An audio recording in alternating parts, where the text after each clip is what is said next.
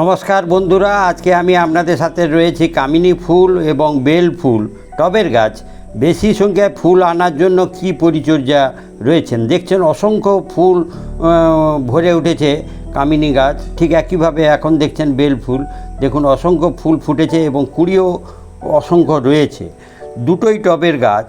তাহলে কি এমন উল্লেখযোগ্য পরিচর্যা করলাম যে ফুলে ফুলে ভরে উঠেছে, গাছে পাতা দেখা যাচ্ছে না, যে সেই উল্লেখযোগ্য পরিচর্যাটা যদি আপনি করে থাকেন আপনারও গাছে এই রকম ফুল আসবে।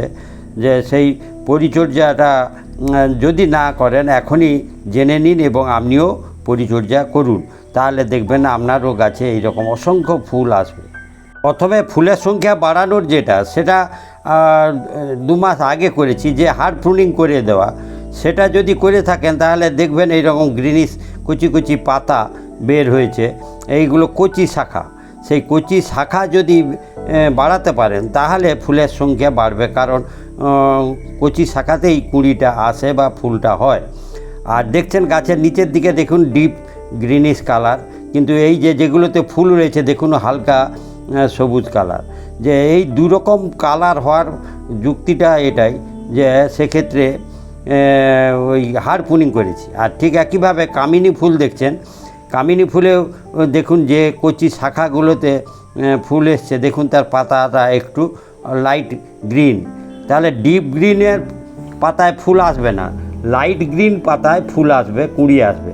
তাই প্রুনিং করা, সেই প্রুনিং করলে দেখবেন কচি শাখা হবে আর সেটাই পাতাগুলো লাইট গ্রিন হবে এবং তাতেই ফুল আসবে। সেটাই আমি বলছি। যদি আপনারা সেই রকম না করে থাকেন তাহলে শাখার সংখ্যা বাড়ার বিষয়টা কমে গেল, কিন্তু ফুল হবে, পুরানো শাখাতে ফুল হবে, ফুলের সংখ্যা নিশ্চিত কম হবে। তাছাড়া একটা উল্লেখযোগ্য পরিচর্যা আছে ফুল আনার পরিচর্যা, সেটা তো করতেই হয়, সব গাছে আমি করে থাকি, যেটা ফসফেট আর পটাশের ঘাটতি করা যাবে না।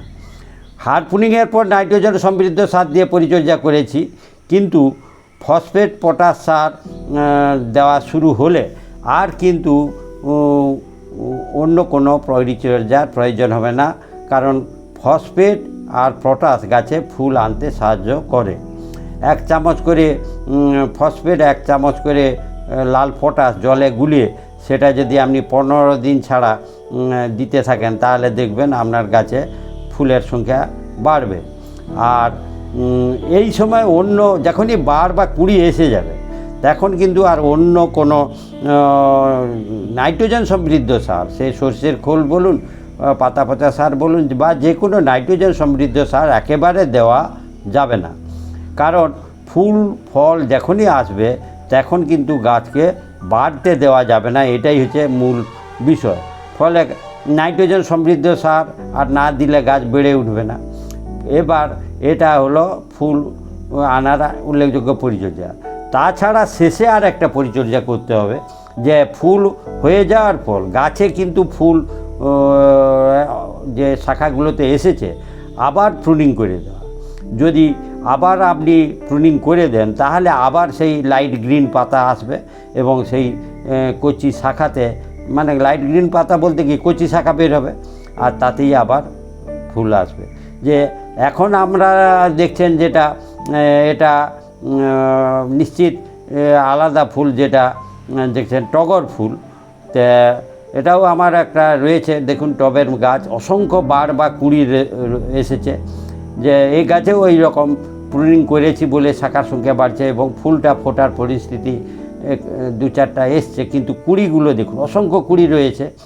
তাহলে মূল 3টে বিষয় বললাম, হার্ড প্রুনিং করে দেওয়া, এবং তারপর দ্বিতীয় বললাম ফসফেট পটাশের যোগানটা দেওয়া আর নাইট্রোজেনের যোগান বন্ধ করে দেওয়া, আর তৃতীয় বা শেষ যেটা বললাম যে ফুল এসে গেলে সেই শাখাগুলোকে কেটে দেওয়া।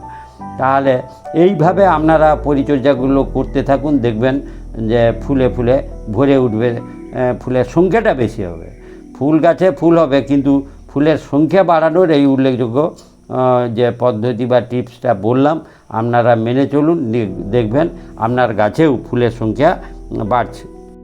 আর একটা বিষয় জলের দিকে নজর রাখা, জল যোগানটা বর্ষাকাল এসে যাচ্ছে, জল মানে ভিজে রাখার বিষয়টা বলা হচ্ছে, যে একেবারে ড্রাই না হলেও ক্ষতি নাই, কারণ এগুলো ওভার ওয়াটারিং গাছ সহ্য করতে পারে।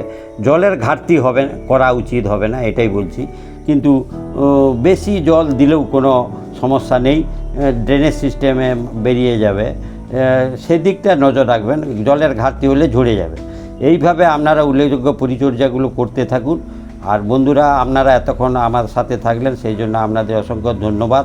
পরবর্তী ভিডিও পাওয়ার জন্য সাবস্ক্রাইব করবেন। ধন্যবাদ বন্ধুরা।